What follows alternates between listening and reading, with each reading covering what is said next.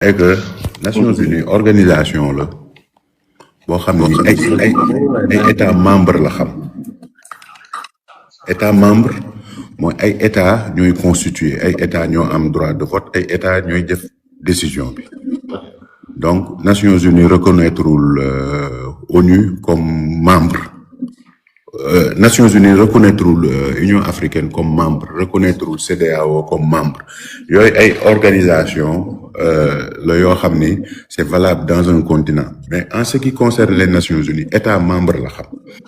candidature u Macky Sall Burundi état wu Burundi moo ko déposé léegi pour que nga mën a déposer ci texte Nations Unies dañ ni benn état moo lay déposer et waxul ni que sa nationalité la ils ont pas spécifié un état peut présenter n'importe quel candidat Macky Sall a été présenté par le Burundi pourquoi parce que le Burundi assure actuellement la présidence de l'Union africaine Union africaine nit ñi dañuy jaawale commission africaine ak bureau Union africaine composition bi ay chefs d'État la mais ay chefs d'État qui émanent d'une répartition géographique par exemple chef d'État yi day am à part le président qui est un chef d'État le président actuel et l'ancien président est récupéré d'office day bokk c'est pour assurer la transition et d'autres chefs d'État qui émanent de l'Afrique de l'Ouest, du Maghreb, de l'Afrique centrale, de l'Afrique de l'Est, de l'Afrique du Sud. Chefs d'État yooyu nga xam ne répartition géographique la par rapport ak découpe bi ñu def ci continent bi chef d'État yooyu ak président actuel u Union africaine bi ak ancien président bi ñooñu ñooy constituer li ñuy wax bureau et particulièrement ñu koy woowee Troïka boobu mooy bureau Union africaine Troïka boobu mooy administrer Union africaine entre deux sommets parce que Union africaine chaque année pratiquement deux sommets lay def entre les deux sommets c'est ce bureau qu'on peut appeler Troïka qui administre c'est ce bureau-là qui a demandé au Burundi de porter la candidature de Macky Sall loolu moo tax président wu Burundi utiliser état wu Burundi ak mission wu Burundi aux Nations Unies pour déposer la candidature de Macky Sall donc c'est déjà déposé état mooy déposé léegi ce bureau-là a voulu benn motion de soutien Union africaine à la candidature qui est portée par la Troïka déjà donc bureau Union africaine Troïka boobu chef d'État yooyu nga xam ni ci biir répartition géographique lañ jóge ak ancien président wu Union africaine ak président actuel bi ñooñu déjà def nañ seen motion de soutien ils ont voulu que maintenant que l'ensemble de l'Union africaine les 55 membres fassent une résolution pour soutenir la candidature qui est déjà déposée léegi boo bëggee def motion de soutien boobu Union africaine ñoom dañoo am ay procédures am nañ ay procédures de vote mais ils ont opté vu les délais pour li ñuy tudde ñoom procédure de silence c'est-à-dire dañuy bind résolution bi dispatché ko parce que dëkk yépp am mission Union africaine Addis Abeba seen ambassadeurs yi ku leen fay siéger donc buñ bindee proposition bu bureau bi defee proposition de résolution daf koy def dispatch ci mission yi ba pare daan ni leen d'habitude am na 72 heures am na 24 heures mais ñoom option bi 24 heures lañ jëloon parce que dañ jàpp ni que dañu yàkkam ci dañu bëggoon motion bi génn parce que am na ñeneen ñu bëgg a jàppale Macky Sall mais ku sañoon continent bi nga dëkk boo mënee am motion de soutien wu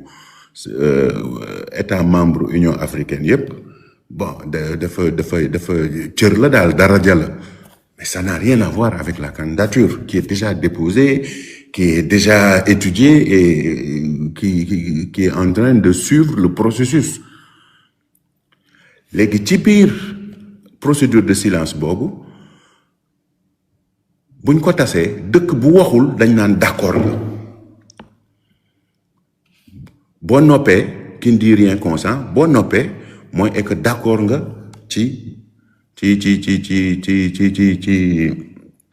motion de soutien bi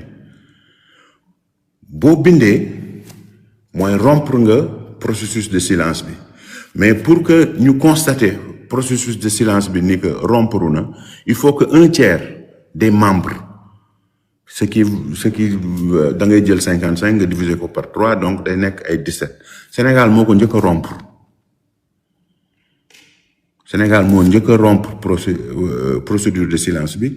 sans pour autant wax day jàppale wala jàppalewu ma dafa fàttali rek ni moom kenn boolewu ko ci donc moom neutre na après ci la 13 États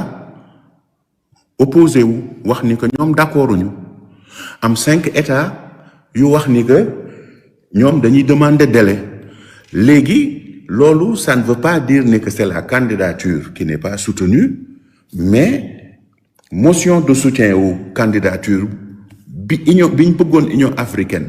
porté loolu lañ soutenirul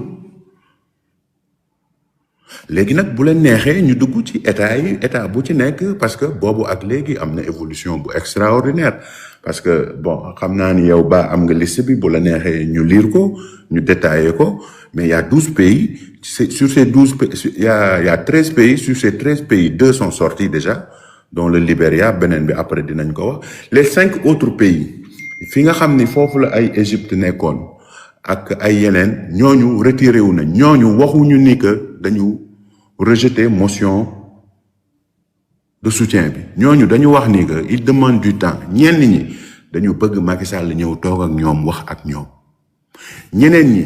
dañu gis ni que dem na ci seen benn wujju il faut que mu ñëw fa donc 5 yooyu mën nañ ko ci génne donc sur les 13 il reste 11 boo ci génnee Libéria ak beneen dëkk bi mais 11 yooyu mën nga ko lire ku ci nekk mën nga xam léegi la rapidement tout de suite bu fekkee ni que yaa ngi suivre géopolitique pourquoi ils sont réticents ak ñu xam dëkk yooyu ñan la mais li ci ëppoon solo mooy est que sur les 55 pays sur les 55 États de l'Union africaine il y a que 11 pays qui ont des positions qui disent pas waxuñu ni que duñ ko votel de mais dañ ni duñu bàyyi motion de soutien wu bi jàll loolu mooy mbir mi donc ci tënk candidature Macky Sall déposé nañ ko programmé nañ audition programmé nañ vote yi moom mi ngi génn di campagne il fait de son mieux pour seeti 55 chefs d'État dafa xaw a jafe donc par pàcc ngay gis wax ak kii sa beneen xarit waxal la ak fële ci kàttanu yàlla ak sutura si yàlla tey sur les 55 États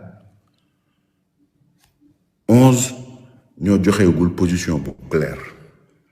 yoo xam ni man gëm naa ni am na ci ñoo xam ni parce que il y a un travail qui est en train de se faire parce que nag pour une fois l'Afrique a la possibilité de passer de spectateur à acteur. Pour une fois l'Afrique a un profil qui est parti du local pour aller vers le global. Pour une fois l'Afrique am candidat boo xam ni day wax ak pratiquement parti àdduna bi yëpp tey aujourd'hui àdduna bi nit ñi gis nañ ni que ñetti pàcc la américains yi ñi ngi fële européens yi ñi ngi fii russes yi ñi ngi fee ànd ak chinois yi indiens yi ñi ngi fële arabes yi ñi ngi fële ci kàttanu yàlla man j'ai siégé dans un gouvernement où madame Aïssata Tall Sall ci li may fàttaliku ak surtout Sidiki Kaba mais on soulignait la particularité du Sénégal qui avait la capacité de parler day wax ak Corée du Nord di wax ak Sénégal day wax ak Corée du Nord di wax ak Corée du Sud day wax ak Poutine di wax ak chinois yi day wax ak américains yi di wax ak français yi dañuy wax ak arabes yi dañuy wax ak africains yi mais diplomatie boobu nga xam ni une grande partie quand même il faut reconnaître ni qu'on l'a hérité des présidents antérieurs. Le président Macky Sall a multiplié par notre capacité diplomatique par 3 ou par 4 comme ni mu ko defee ci infrastructure yi et loolu tey moo tax ba ñooñu mu doon liggéeyal gis ni que fii àdduna bi toll moom am na ci ay pexe ca bi mu nangoo ni que Burundi na porté candidat bi mu waxtaanee ak yeneen chef d'état yi dafa dem tëju ak ay collaborateur am xalaat lan lañ mën a proposer ak lan lañ mën a def bu fekkee dénk nañ ko Nations Unies et production boobu mu def moo tax tey mais àdduna bi ñëpp sawar moo tax chinois yi dañ naan la oui c'est le bon profil Russie di la wax oui c'est le bon profil européens yi gis ni que c'est le bon profil pour une fois c'est un Africain qui fait l'unanimité au monde mais qui peine à faire l'unanimité en Afrique parce que tout simplement le panafricanisme ñun bi ñu gëm mais ci suñu biir am na ñoo xam ne ñoo koy planté loolu moo tax sànq waxtaan bi ma doon waxtaan ak yenn panafricains yi man leen la candidature de Macky Sall bu ko Sénégal porté woon sax man je pense ni que du doon liñ bëgg mais c'est un autre pays francophone non musulman qui porte la candidature de Macky Sall qui engage son état et qui bi dem du ko joxe xam nga ni kon tey panafricanisme bi ñu doon wax tey la gën a war a mën a nekk mais bu fekkee ni que nag ki nga bokkal néeg bi bokkal lal bi bokkal pratiquement même pantare bi muy sa waa dëkk foofu la ñenn ñi di génn di wax ay wax yoo xam ni teguwul fenn wax yoo xam ni mënul yëngal ONU dara mënul participer ci dara parce que ku jël sa page Facebook bind saaga wala bind communiqué wax mais foofu duñ la déglu foofu ay chef d'état ñooy voté bu fa chef d'état nekkul mission bi koy représenté ci structure bi instruction lay jot ci président dëkkam ne ko ñun lii la ñuy voté du tànn sa xalaat du wax ci réseaux sociaux yi mais il y a des gens qui ont décidé de façon vraiment désolante de dire de participer de manière négative à ce qui va se passer et liñ xamul mooy est que ils sont en train de se mentionner négativement pour l'histoire et la postérité parce que yow loo xam ne yow boo jàppee mu dem boo jàppul mu dem mais mandute weesuwul nga noppi. Le Sénégal a perdu vraiment la plus belle occasion de se taire d'accord doo wax nga noppi parce que lii ca mujjantal ga ñoom ñooy tuuti ñoom ñooy torox ñoom la ñuy xeeb et li ñu donn ci démocratie li ñu donn ci suñu capacité diplomatie réew mi ak gis-gis ak estime bi nit ñi amoon ci Sénégal mais tey képp kuy dund bitim réew xam nga ni loolu naax saay na donc man dama jàpp ne que candidature bi polémique bi liñ ci bëgg a def amul candidature bi déposé nañ ko enregistré nañ ko mi ngi sur process am audition yi mois d'avril après élection yi mois de juin après installation 1er janvier incha allah ci kàttanu yàlla et tey amul tey ci 5 majeurs yi kenn ku ci hostile Macky Sall déggu leen chinois yi wax déggu leen Russie contesté ko déggu leen américains yi contesté ko déggu leen français yi contesté ko déggu leen Angleterre contesté ko parce que pour ñu fal la nag foofu lay commencer c'est 5 personnes qui marquent leur accord ni que juróomi dëkk yooyu ñooy njëkk a wax ni que waa yow man nga nekk mën nañ wax nag ni que ñaari nit mañ nañ nekk bu ñu rombee juróomi dëkk yooyu ba pare ñu dem ci fukki dëkk ak juróom mooy conseil de sécurité boo rombee filtre boobu noonu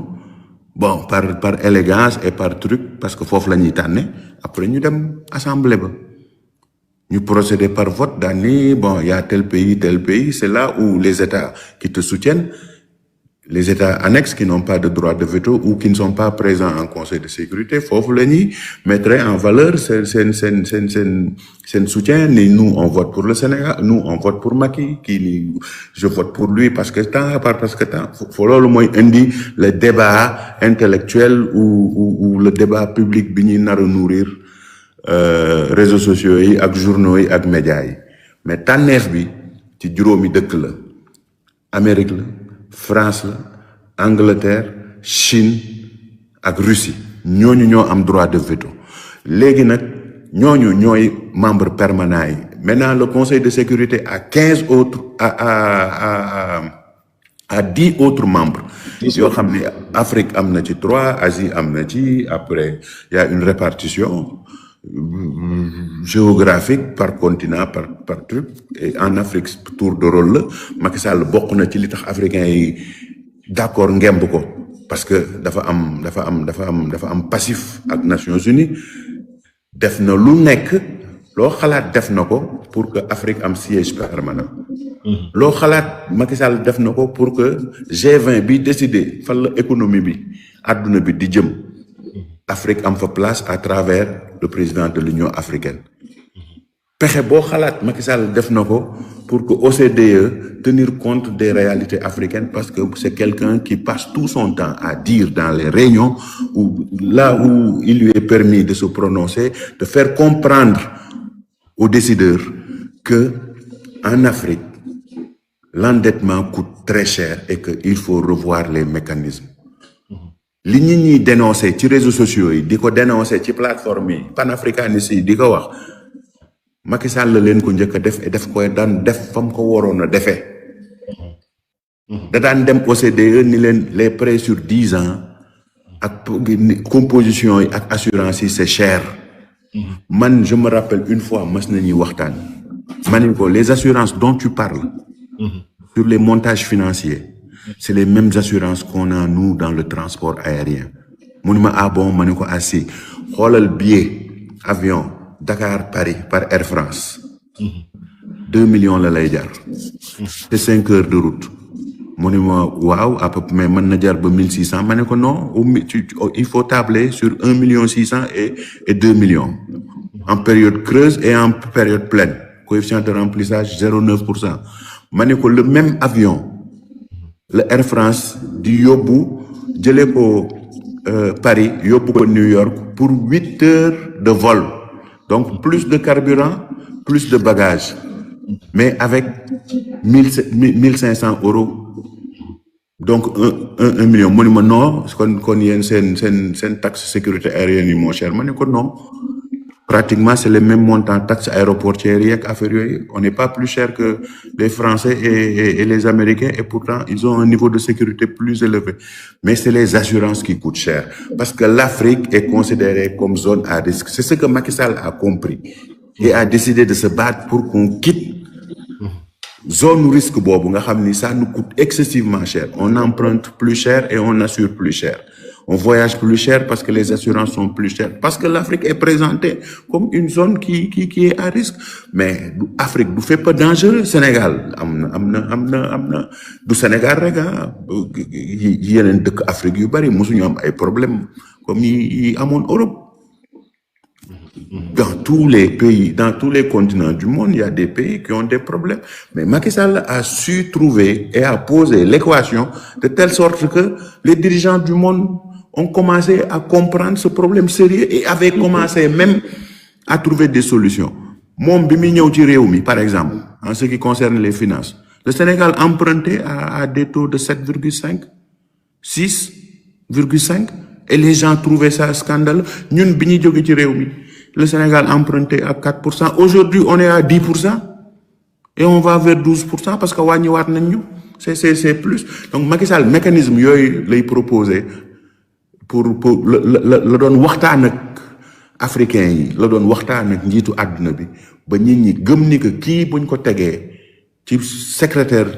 ci boppu ONU, mën na trouver ay mécanismes ak ay procédures yi nit ñi di waxtaane ba retrouver wu tout en préservant quand même les valeurs de chacun, les intérêts des plus démunis, et afin que quand même le monde puisse prospérer et faire face aussi à des enjeux yoo xam ni Macky Sall wane na ci xarañteem, c'est-à-dire amul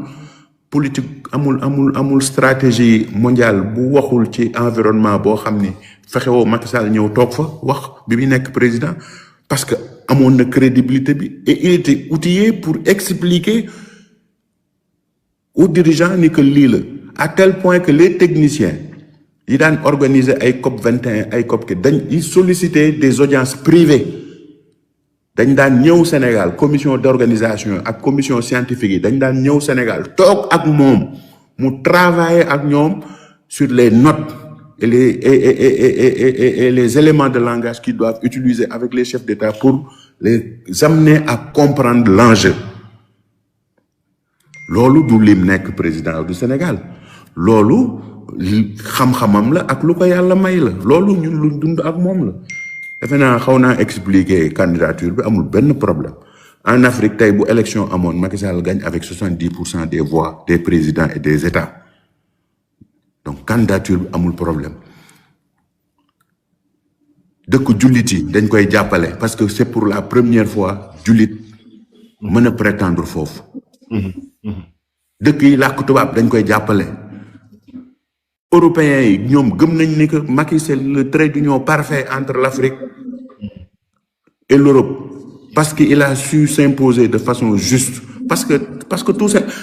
li ko ñenn ñi di xase mooy ne que non moom dafa jubóog ñoom mais moom dafa tànn wax bu rafet wax bu yanu